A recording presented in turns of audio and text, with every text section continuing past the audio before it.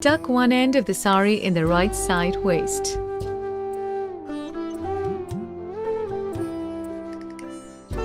Bring the sari over the waist a full circle and tuck the fabric throughout till you reach the right waist. Take the free-flowing end and tuck a portion of it temporarily on the left waist and bring the pallu over towards the front. Make pleats and compactly secure it over the chest on the left shoulder with the inner border parallel to the ground.